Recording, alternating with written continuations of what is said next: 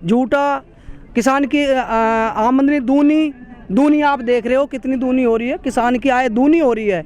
किसान को बर्बाद कर दिया, किसान को 1500 रुपये पे ला के इस पे खड़ा कर दिया गेहूं पे, और 1700 पे उस पे 1100 1000 पे उस पे धान पे लाके खड़ा कर दिया। मोदी जी तो कहते हैं कि हमने देश से बिचौलिया खत्म कर दिया। मोदी जी तो किसान को खत्म कर रहे हैं, बिचौलिया ना खत्म हुए ना होंगे, बिचौलिया खत्म नहीं हुए हैं ना होंगे, केवल मोदी जी ने किसान को खत्म किया है। व्यापारी ने अपना 1500-1600 में अपना बाहर ही शुरू कर दिया, क्योंकि यहाँ पे नहीं खरीद सकते हैं तो अपना बाहर ही खरीद शुरू कर दी उन्होंने।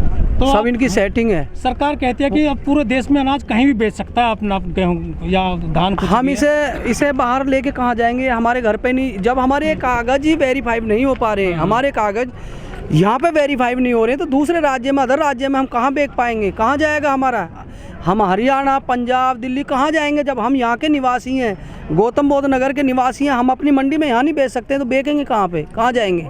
रहता है मोना मंडी पे। फिर सरकार कहती है कि हम MSP पे अनाज खरीदते हैं, किसान का लाखों टन खरीद लेते हैं। तो अब आपके सामने बताइए किसका खरीदा जा रहा है। ये पड़ा हुआ है, ये ट्रॉली भरी हुई खड़ी हुई है, पीछे ये भरे हुए, ये पड़े हुए हैं, इनके पास वारदाना नहीं है, खरीदेंगे कहाँ से। तो आप बताइए कि कहाँ जाएंगे। आप कहने के लिए तो हवाई है, कुछ भी कह सकते हैं, कहीं भी बेच लो, कहीं क्यों बेच लेंगे, यहाँ बेचेंगे। 1975 में अच्छा खरीदे गवर्नमेंट, ले ना, जितना चाहिए हम देंगे। हम इस गेहूं को लेकर के सीधा वहीं जाएंगे जहां पे वो बोलते हैं ना कि अदर राज्य नहीं, प्रधानमंत्री जी के पास जाएंगे, वहीं इसको डालेंगे, वहीं बेचेंगे।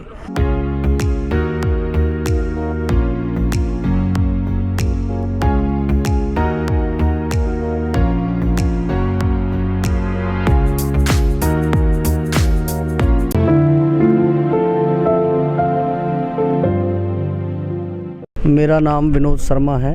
कहाँ से आए हो इस मंडी में तनकोर वाली? मैं तुगलपुर ग्रेटर नोएडा गौतम बुद्ध नगर से और सदर तहसील अध्यक्ष हूँ। मेरे सेम के ये हैं, ये आप देख रहे हो, ये एडीएम इसको सत्यापित करेगा। कितना गेहूँ लाए हैं मंडी में आप? गेहूँ की ट्रॉली भरी हुई खड़ी हुई है और बाकी खेत में पड़ा हुआ है। तो क्या दिक्कत है? दिक्कत बिक ही नहीं रहा है। क्यों नहीं बिक रहा? खेत में पड़ रहा है, इस पे लिखे हुए हैं, ये पढ़ लीजिए, ये दिया है किसान की खतौनी में अंकित नाम मतलब से खाता भी किसान ही खोल के देगा, इसमें कुछ नहीं आया। इन्होंने लिख दिया कि आपकी मतलब जो खरीद के नाम पे हाँ, बेटा नहीं बेच सकता, वो नहीं बेचेगा, जो काश्तकार है वही आएगा जिसके नाम पे खतौनी है। बस जिसके नाम पे उसके पे भी नहीं है। और अब यहाँ के तो यही लिख दिया कि खतौनी में जो ये खरीद नहीं होगी आपकी ना, यहाँ पे खरीद नहीं होगी, इसमें कमी है। अब ये कमी हमारी समझ में। किसान का बेटा लेकर आ जाए गेहूँ तो नहीं लिया जाएगा, नहीं लिया जाएगा, उसका पिता ही बेच सकता है। वो पिता है, मेरे पिता हैं, पिता भी नहीं लेकेगा, वो ही आके अंगूठा लगाएंगे तब खरीद होगी। अच्छा, रेट क्या है?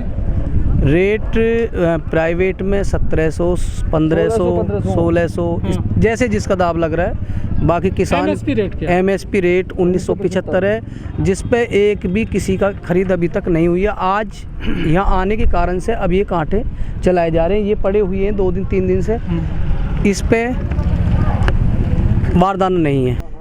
ये मेरी अपनी ओरिजिनल आईडी सारी लगी हुई है। मैं जब इसको आईडी लगाने के बाद में मैं अपने यहाँ पे नहीं बेच सकता, तो मोदी जी कुछ भी कह सकते हैं, वहाँ बैठे हैं ना मोदी जी को क्या पता किसान की पीड़ा क्या होती है, किसान की पीड़ा क्या होती है। किसान ये भरी हुई खड़ी हुई है, ये पड़ी हुई है 4 दिन से, क्यों नहीं तुल रहा है?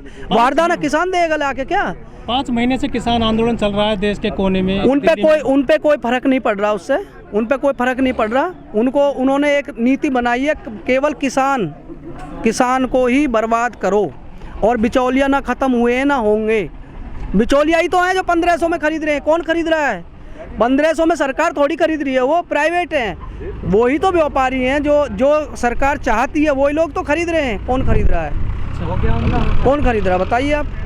तो फिर किसान अपना गेहूँ कहाँ ले जाएगा? कहाँ ले जाएगा? 1500 में बेचेगा, 1400 में बेचेगा। किसान तो कर्जवान है, वो तो 1500 में बेचेगा, और किसान रोक नहीं सकता। जैसे अभी ये वारदाना लगा हुआ है किसी का, आप देखिए धान लगी हुई है, इसको कह रहे हैं किसान कभी भी अपनी फसल को 10 दिन भी घर नहीं रख सकता, खेत से सीधा लेके आएगा, क्योंकि उसके ऊपर कर्ज इतना कर्ज होता है कि वो उस फसल को केवल खाने लायक ही अपने घर रख पाएगा। किसान कभी भी फसल को स्टॉक नहीं कर सकता। सर मुझे बताइए, जैसा कि आंदोलन चल रहा है पूरे देश में, कुछ असर नहीं पड़ रहा क्या? इस बार तो कम से कम होना चाहिए था। किसानों देखो की मांग पूरी होनी चाहिए। हम हटेंगे तभी जब असर पड़ जाएगा, चाहे हमें साल लगे, 2 साल लगे, चाहे 4 साल लगे।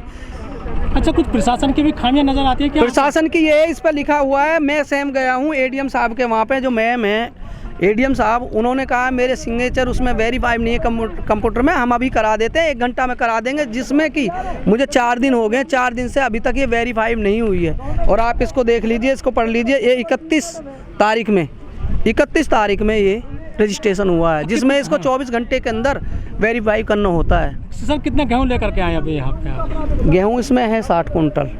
जो गेहूँ आपका बिकेगा, क्या कुछ काम करने जा रहे थे आप गेहूँ बेचने के बाद में?